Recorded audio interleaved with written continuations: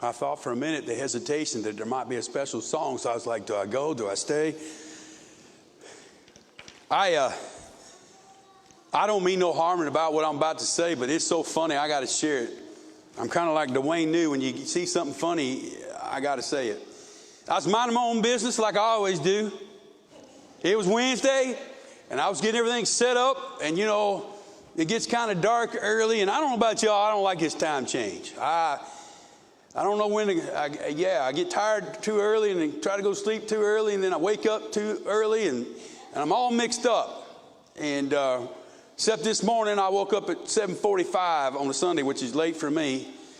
And so, I felt like I was behind before I ever got up, you know what I mean?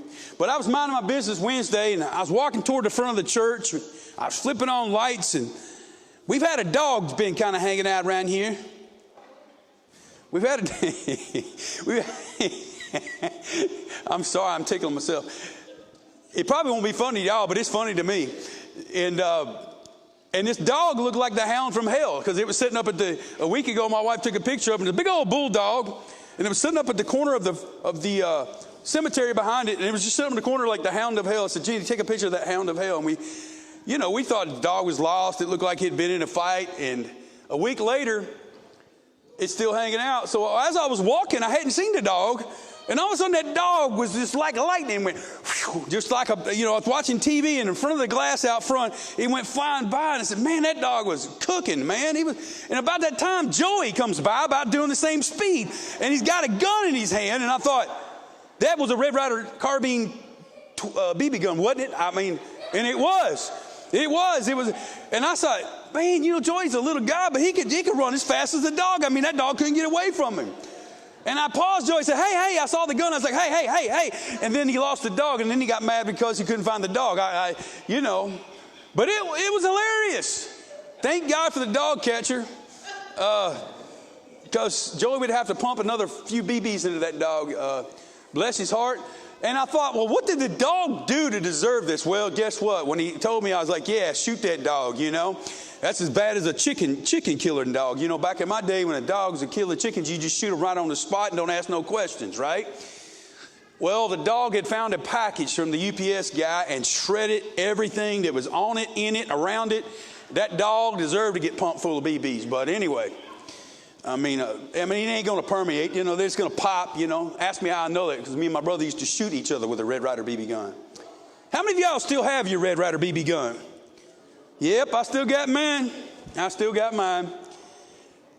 When I turned 10 years old, I got one, received one, and when my boys turned 10 years old, they received them. And so Joey, we are Red Ryder BB gun guys ourselves, so I believe in it.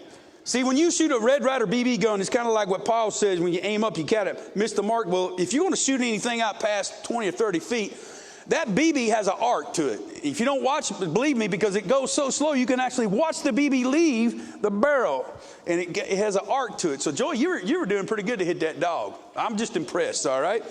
Y'all sick of hearing about Joey this morning? I am sick of talking about him. All right.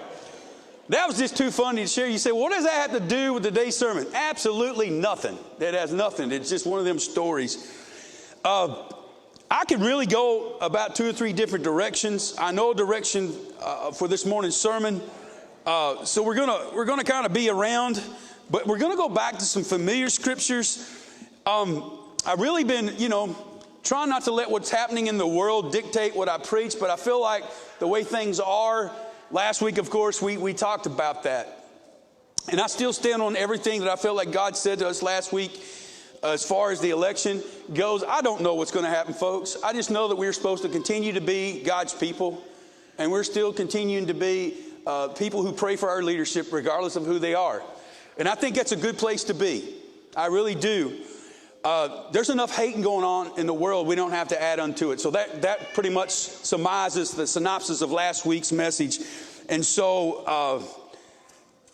I don't know that we'll get to 1 Peter chapter 4, but if you want to turn there, because the Lord has captivated my heart with some other things that goes along with it. And I don't know that we have enough time, but we'll just see what happens. But this week I got introduced to a guy by the name of R.T. Kendall, and he's a prolific writer and He served in London as the pastor over there, one of those places over there years ago. Like I said, I never really heard of him, but he's got a new book out entitled "We've Never Been This Way Before," and that statement